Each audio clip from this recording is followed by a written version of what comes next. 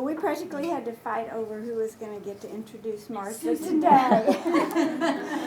She's graduated from our program 5 years ago, and we all really had the pleasure of knowing her and watching her grow and do really great things. And she originally came to Wisconsin, or to the U.S. about 14 years ago. 14 years ago from Monterrey, Mexico. And she has made such wonderful use of her time and energy and has already contributed so much to our community. So after receiving her BSW, her primary focus, she has her LCSW also, has been in the clinical field, and she has been working in the area of behavioral health consultant, which is kind of cool because I think it really crosses our concentrations, because it's certainly a social work role that's out there serving many different populations in our community. And Martha's primary focus has been with assessing and treating Latinos, and she's part of the behavioral health team at Access Community Health, which is a very important resource in our community out on Park Street. She also, besides treating individuals and families, she has really been working hard in raising cultural competence with her colleagues and some of the agencies in town. And she's also active on the Latino Health Council. And you're welcome to add anything else. She also has two beautiful children that we got to watch at various stages, including her daughter when she was first born. So it's really great to have Martha with us today. Thank you, Suzanne. It's very exciting to be back in another stage, not as you guys. I remember sitting down like you and really enjoying the talks, and now being the other side, it's really a privilege to be here. So thank you so much. And today I'm going to talk about what I have been doing these 5 years. I graduated in 2010, but I started at Access as an intern, so in my last year of my field placement, so it's been 5 years that I've been there. And I would like to share what I have been doing. Definitely has been a fantastic experience. There are students at social work there doing their field placement, and I think they have been really enjoying it. I was actually the first social work student that started Access, because I went and knocked at the door, and I'm like, I want to be here. And then at that moment, Peggy Sleeper was my instructor, and she did an amazing job with Neftali Serrano, who is the boss, to work that out, to make sure it was going to fulfill the requirements for social work and all that. So the primary care behavioral health, what is it really? So basically it's a program in which the people go and see their primary care doctors or their family doctor, but if they have any concerns, mental concerns or issues or any behavioral concerns, they can be addressed as well. So we know that medical providers, sometimes they are such in a rush and they look at things really quickly, but people have needs, people have mental needs and some just regular crisis lives that, we all have. And when they come to Access, they do have that time and space to talk about it, and that's when we jump in. So it's a fully integrated and embedded mental and behavioral health service within primary care. Oopsie. The behavioral health consultants, that's what my name is as a title, that's what I do. So we work very close together with the primary care doctors. They are family doctors, some nurses, working with the doctors, and that's it. But we don't have any specialty there. We don't have, a particular, ENT doctor or OB. No, it's just very general medicine. If the patient need anything, and I know we call them clients, but I'm gonna say just patient because that's what the name they call the clinic. But if they need a particular expertise, they will do those referrals. So our documentation, us as behavioral health, it's very much like the medical documentation, which is a SOAP note, which is a subjective, objective assessment and plan. And it goes really the same as the doctors. It's very short. Our assessment has to be like 2-3 lines. So we don't do this extensive documentation. It's on an Epic system, which is the same system that the doctors uses.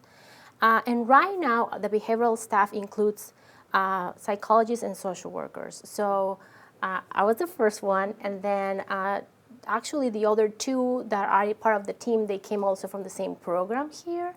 And so we are 8 people, which is 3 social workers and 5 psychologists. And we have students coming from counseling psych, PhD students, and social work students working with us right now. Madison, marriage and family therapy, students as well. So the patients that we see at Access, their ethnicity, we have, as you can see here on the graphic, 67% they're not identified as Hispanic or Latino.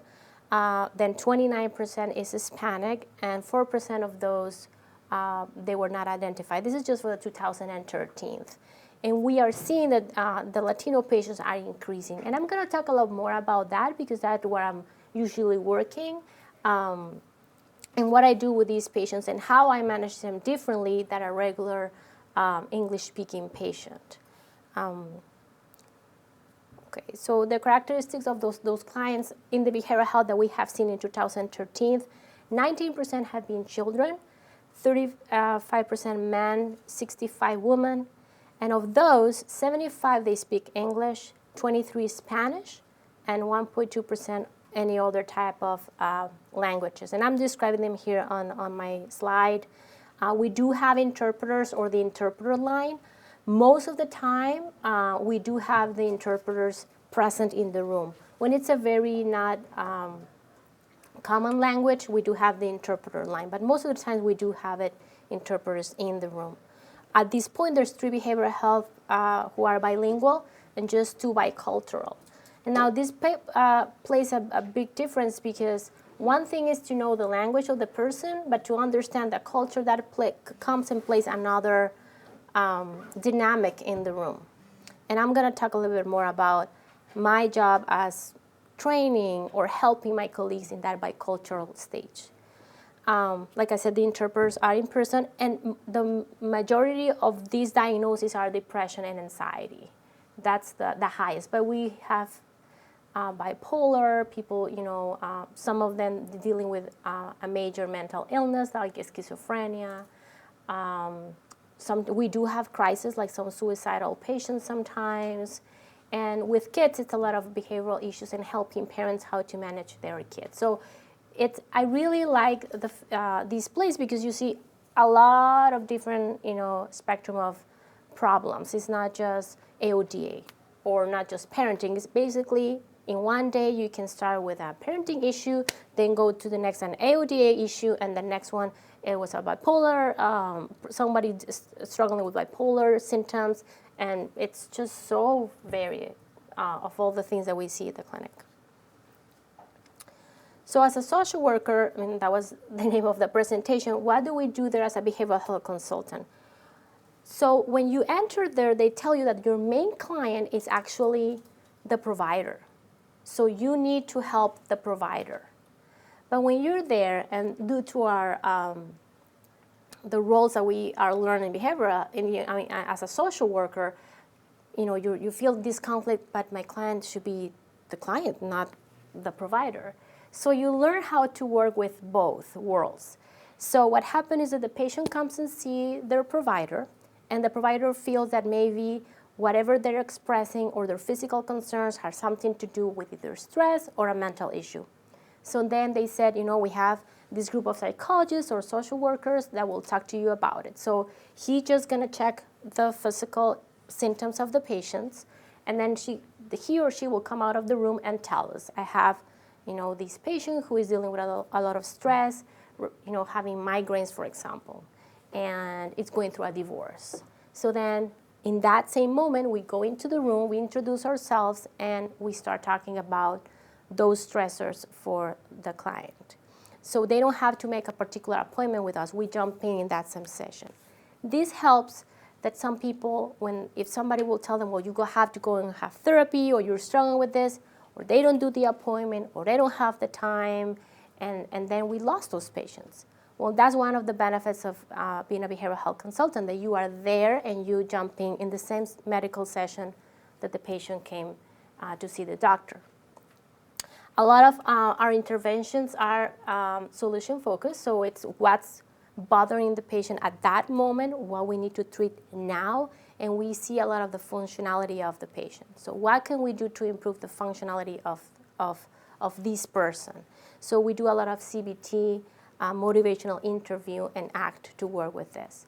If we find that they need more intensive care, we do have places where we can refer them, or sometimes in those places there are long waiting lists, so we help as a bridge. We continue seeing those people until they bridge to a more intensive service. We do a lot of care management, and what this means is that we have a database of all, so when the patient comes to the clinic, we'll always give a PHQ-9, which is a screener for anxiety and depression. And if they score high, even though if that was not their main problem, they get into our database. And by being on the database, every 3 months, we check that database, and if the patient had needed to follow up either their doctor or us, and they didn't show up, we call them just to check in, just to see how they're doing.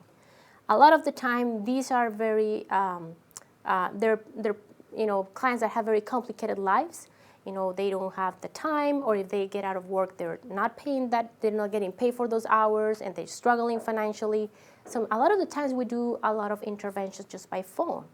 And people are very receptive and appreciative of that, because sometimes they have transportation issues, or like I said, they cannot come. So the care management, it's a very important piece that we do. And we do that every 3 months, depending on those patients who kind of came out of the radar. Each member of our team, where I mentioned we were 8, had an area of expertise. So one of my colleagues, she's in charge of psychiatry. We don't have psychiatry in the clinic, but we do have a consultant psychiatry, which she comes once a week to each clinic, because there's 3 clinics in town. So if there's a patient that has a lot of mental issues, and their primary care doctor feels not too sure to provide all these psych meds, we do the referral to the consultant psych. He does the recommendations and send those to the primary care doctor. And then the doctor continue prescribing those medications to the patient. So that's the way that we try to help people who they don't have services for psychiatry. We do inform them that this is not, you're going to be seeing the psychiatry consistently. It's just a consultant psychiatry. So one colleague, she's in charge of that, and in getting in charge also with Journal of Mental Health and have those connections in the community. We have another person of the team that is in charge of the care management. So she takes care of the database and do the calls and try to figure out why are patients not, coming back to see us, what's the problem, and things like that. In the team, my expertise is Latinos or minorities. And what I've been doing, it's like Susan introduced me, my job is to go out in the community and get in touch with places who are serving Latinos and see how we can make connections with them so we can offer more services to our patients. Now, I'm usually in the new clinic, which is in Park Street, because we have a big amount of Spanish speakers there, and most of these patients are uninsured. So I need to make sure that if I'm going to send them to a particular place out in the community, we can cover that. Either the clinic can help, or that it's a place that they don't charge for them. I'm going to talk more about Latinos in a moment.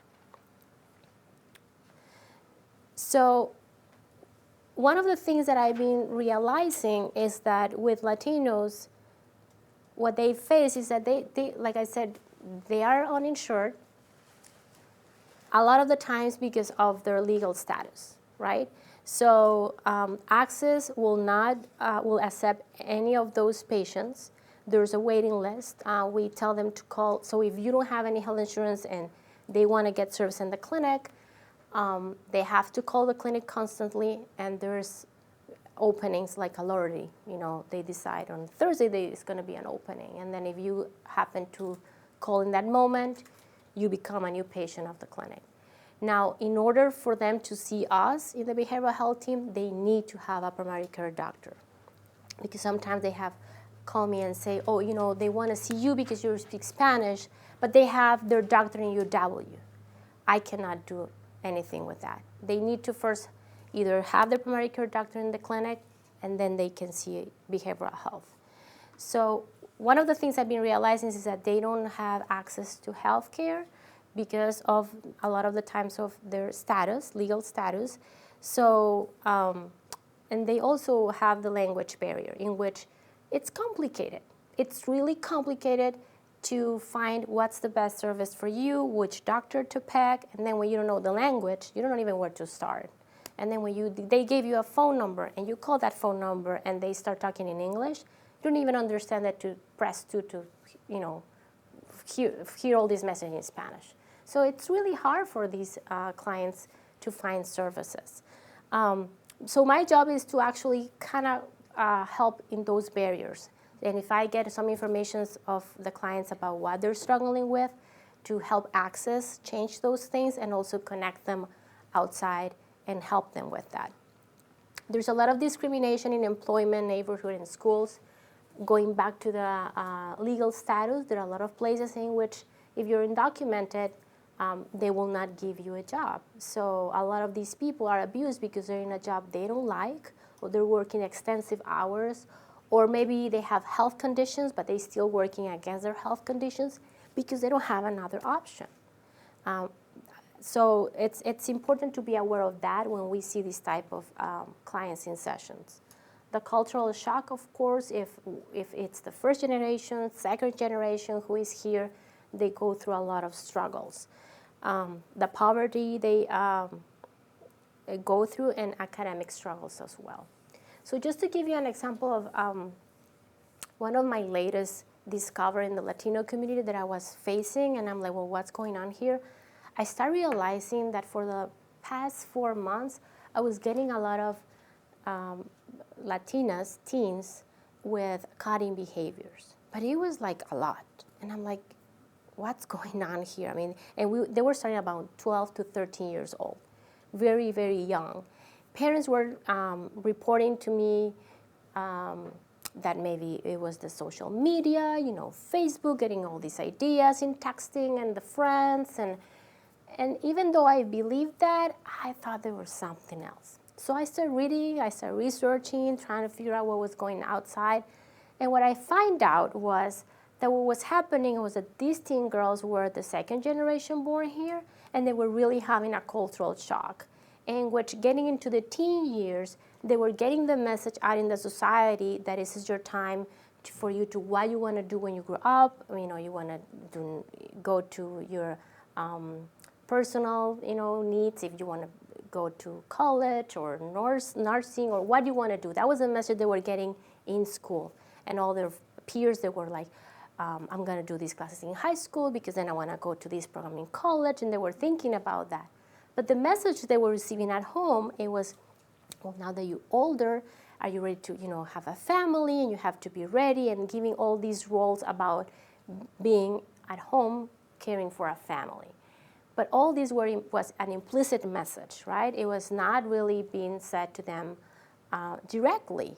So these girls were having conflicts. They felt that at home they were not being accepted, or they felt a conflict with mom and dad, or they were just feeling rebellious about, why do I have to clean my room and my brother doesn't? Why me has to clean all the rooms of the house? And all those type of cultural issues that were coming up.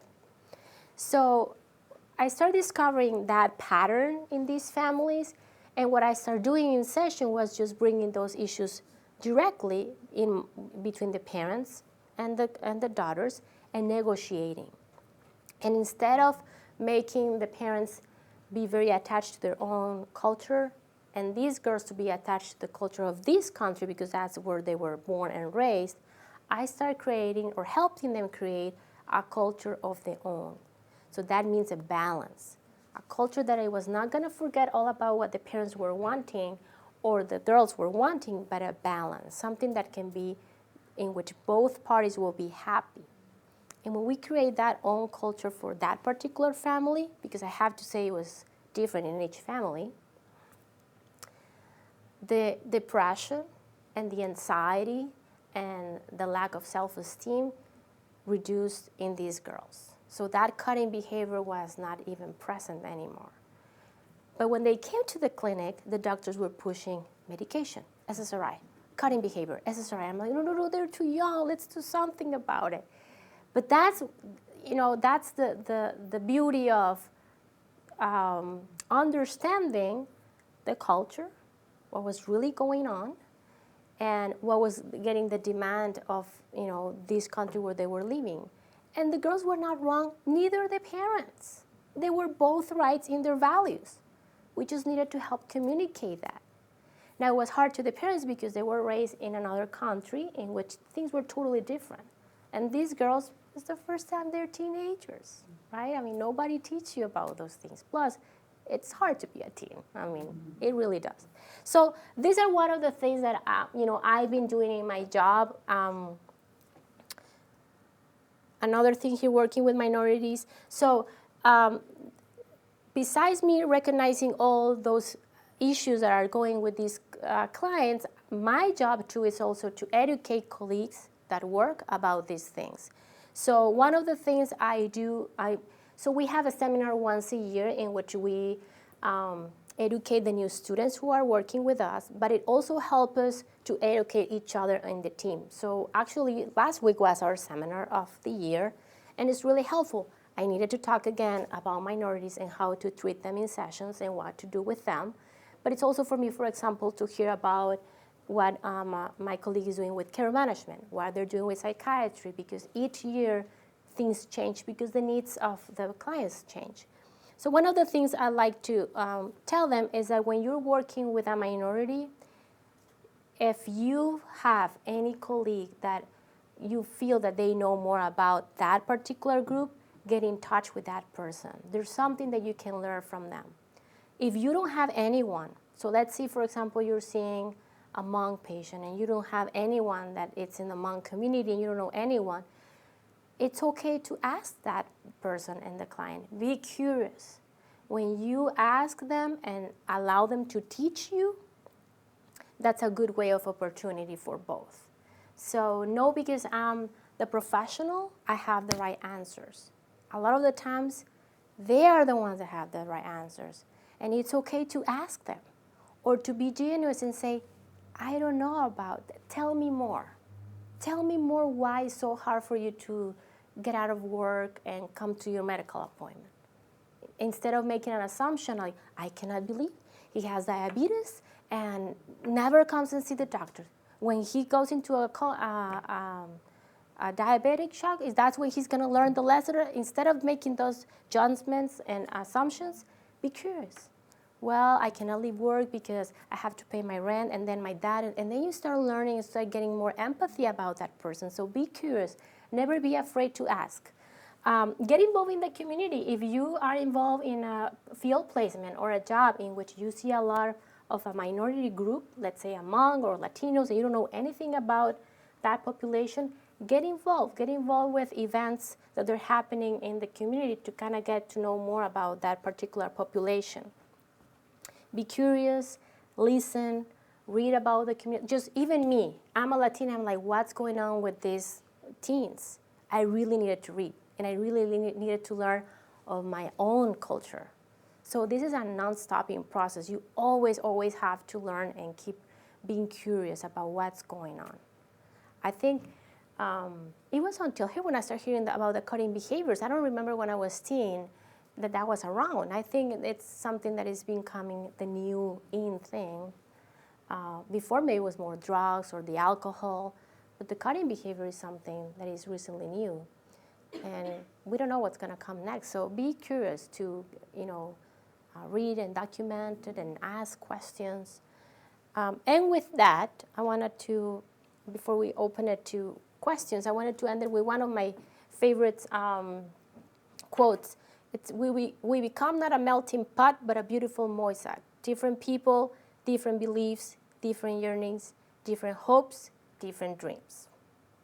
So with that, now I'm going to open to questions. I explain, what I do and what I have been doing these for years what the behavioral health is. It's a very medical kind of role, but still we can put a lot of our social work values there, and I think it's very helpful. And one of the nicest things of the team is that we have different fields, and that complements the team really, really well. Because I learn a lot from my psychologist colleagues about medications and treatments, but they learn from us also about the empathy that you have to have through the patient, and that you have to really take into consideration the environment that these people are living with and all that. So I think that's a nice balance that we have at the clinic at this point, again, together with the medical providers. And it has been growing a lot, and I think also the benefit that we bring into people, it's just wonderful. So I would like to open it to questions. So I was wondering, you talked about kind of how, in that case where these young Latina girls are cutting themselves and the doctors are like, let's throw these drugs at them. How do you navigate, I guess, that kind of different perspective? Because obviously social work doesn't really come from that kind of a perspective. So how did you navigate that, I guess? So I'm going to repeat the question. So she's asking that in the example that I said about Latinas, when the doctor was really pushing medication, how I was able to approach that with the doctor to kind of hold things and check it out. So again, like I start my presentation, we are consultants of the providers. So you become to create this relationship with them, with the providers, and they start trusting your judgment. So one of the things is that, another thing is that you're taking the load out of them. So for example, what I did with these teens, I told the doctor, yes, I know she's in danger, but I already created a safety plan for her for the next week. And they're gonna follow up with me in 1 week. If things start working out, I would like to give it a try without medication because they're too young. And if things work out great, and if not, we might probably need to start on a medication.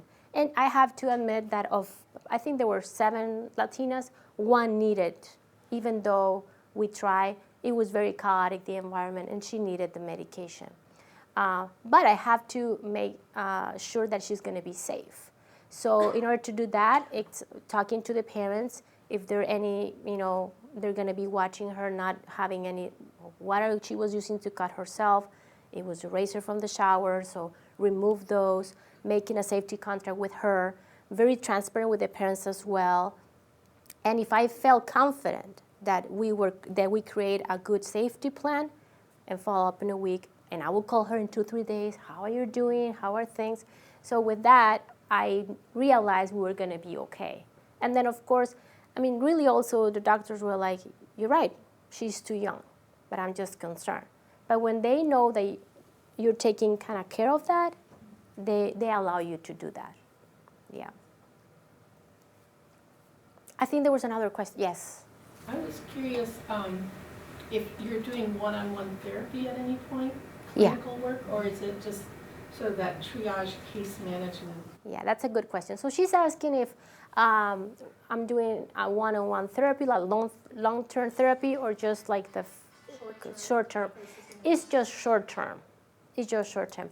I do find myself, in my particular case, because I work with a lot of Latinos, that they want to continue seeing me due to the language, and they cannot go to an intensive therapy. Again, going back to they don't have the resources, or they don't have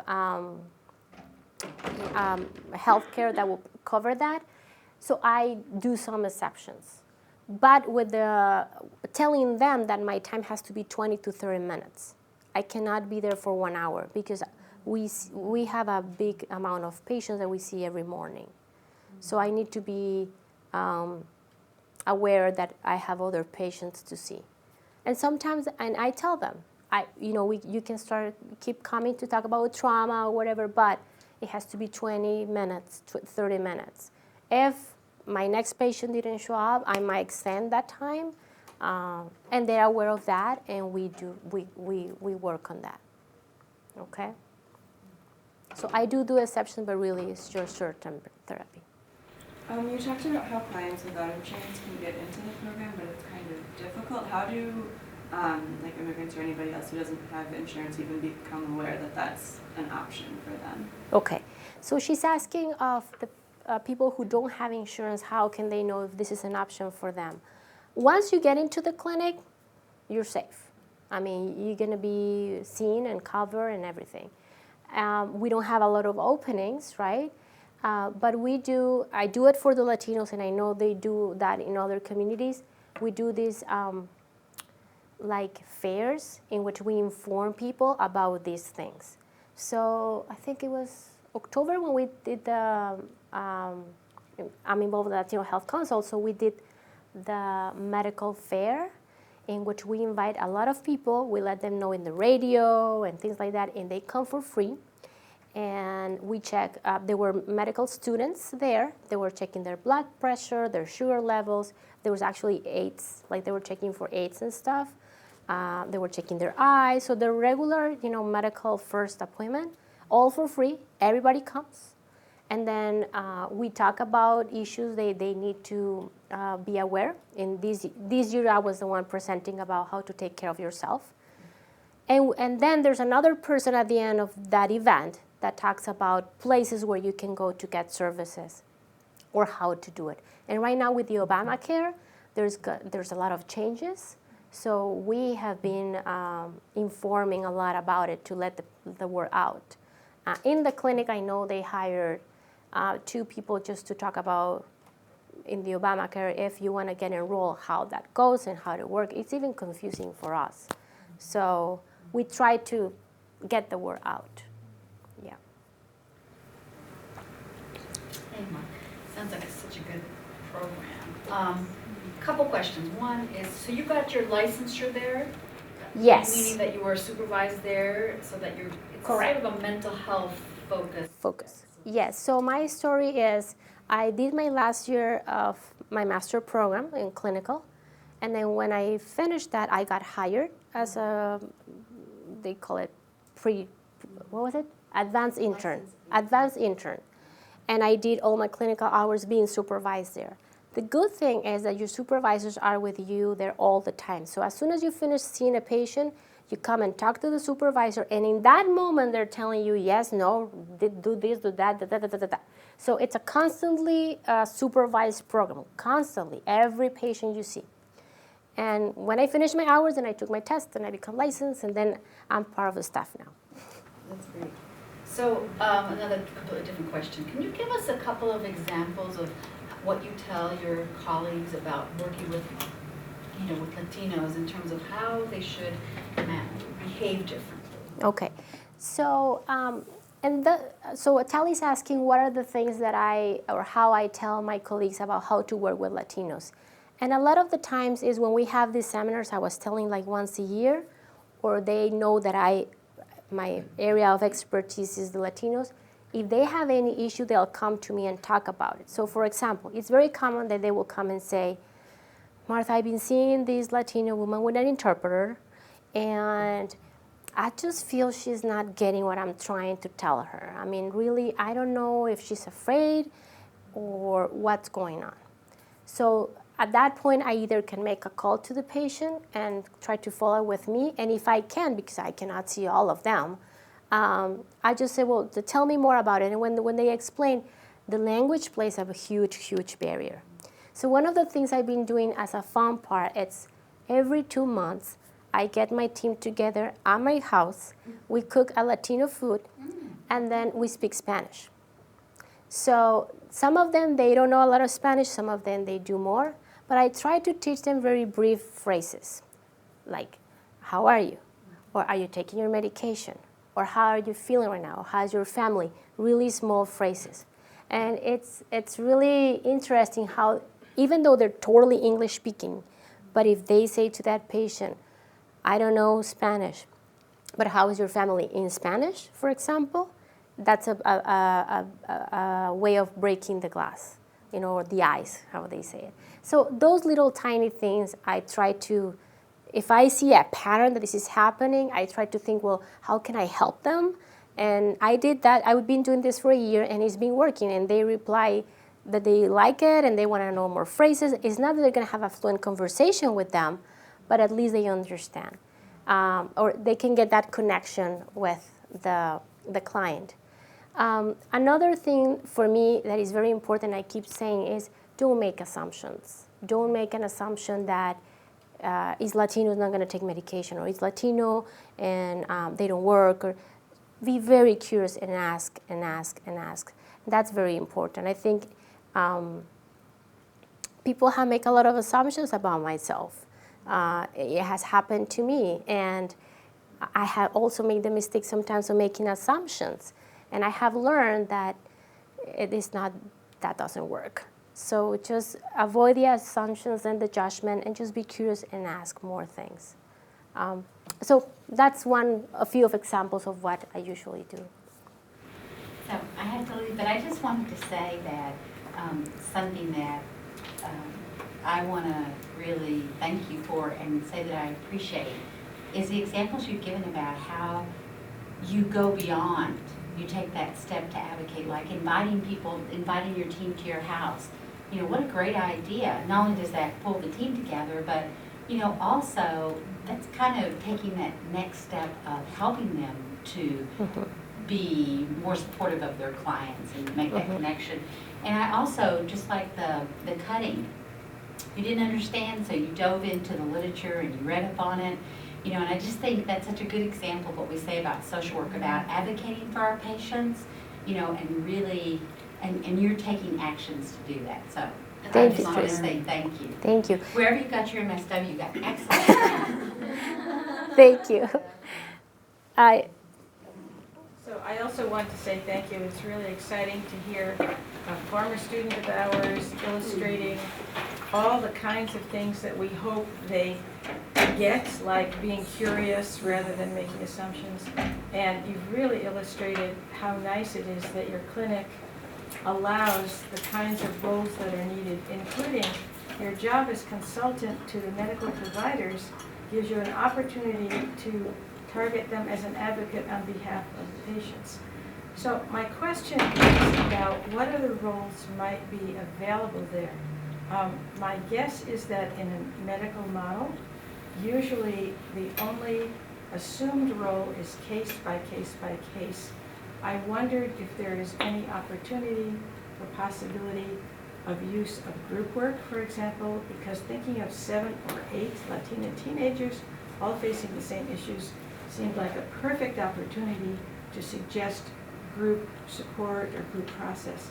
Is that possible in your clinic? Yeah. So there's two things that I've been thinking about this with the, she's asking, they asked me to repeat the question. So she's asking about what other opportunities we can provide as, for example, the Latino case that I brought, either to make groups about it, you know, do group support groups, or any way of helping and not individually. So we have tried groups in the past in different issues. For example, we talk about also behavioral things like eating habits, or smoke cessation, or sleeping issues. And we did make a group for eating habits for, you know, families who were struggling with, you know, overweight, but we realized that the turnout was not good. And then again, it goes back to the funding and all that. So we tried the weight management, and it didn't turn out. We did work with some depressed Latino women, and that did work out well, but it was due to a grant. So when the grant was ended, then the group had to end it. So it's something that it's in the back of our minds, and we try, but sometimes even the time or the funds, unfortunately, haven't given us that opportunity. What I do is I do know some support groups outside in the community that probably are not targeting that particular issue, but maybe they're targeting self-esteem in teens or depressive symptoms. So I might refer them to them. And I have been having contact with the people who are doing those groups in order to have a relationship with them and being able to have easy access to those clients. The other thing that it's in the back of my head to do, it's really present this as a data. You know, start creating this, like, this is a data, it's you know, I have these cases, I have documentation about it, and if I get more, because when I started reading, I didn't find much either. again, this is something that is just new, the cutting behavior. So making it more formal in that way as a research too. So, yes? I didn't get to know how your organization is formed or how it's being run. You know, I mean, you said it's Access, right? Yeah, so the name is Access Community Health. So it's a community health center, and they receive federal money. And then also, we have uninsured patients, but we also have insured patients with insurance, so their insurance pay us. And the question was, he wanted to know where the Access was getting their funds. Is that correct? Yes. Yeah. You know, mhm. Okay. So, So we get federal money, and then also whatever people who have insurance, those insurance pays the clinic as well. okay, So United Way, it's a big supporter of the funds of the clinic. okay, secondly, so when you have patients that, I see, you know, you guys, you know, take care of, you know, undocumented patients too, you know. So if you have undocumented patients that have very critical cases, you know, that maybe you can't, you know, you can't handle maybe because of funding, you know, what do you? No, we do, like I said, once they enter the clinic, we take care of them. We were not gonna let them go. If, let's say, this patient is uninsured and has really, really critical mental illness and it's a psychiatry, that's when, again, I will talk to my colleague who is in case of the psychiatry and say, I have this case, what can we do? And she will help me and route it to where to send it or what to do. So we do, like I said, make connections in the community to try to refer them. Or let's say it's a patient who is uninsured and has a really hard condition that a regular doctor cannot deal with, we do the referral. We do the referral. Yeah. Yes. So my first question was about the clinical time. What I'm wondering now is after you see somebody, you know, comes to you from the doctor and then they have, for example, like housing needs or paying the utility bills or they're getting evicted, whatever, all those kinds of things.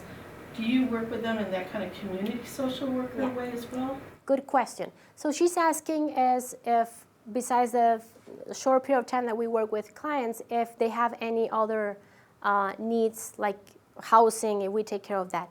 We don't. We have in the clinic social workers who they are in the, it's called community resource specialists, and they take care of that. So if I see a patient and I talk to him about stress and, you know, anxiety and all that, and I know that part of the anxiety is related to the housing, then I will walk them to our community resource specialists, who are social workers too, and they will help them with that.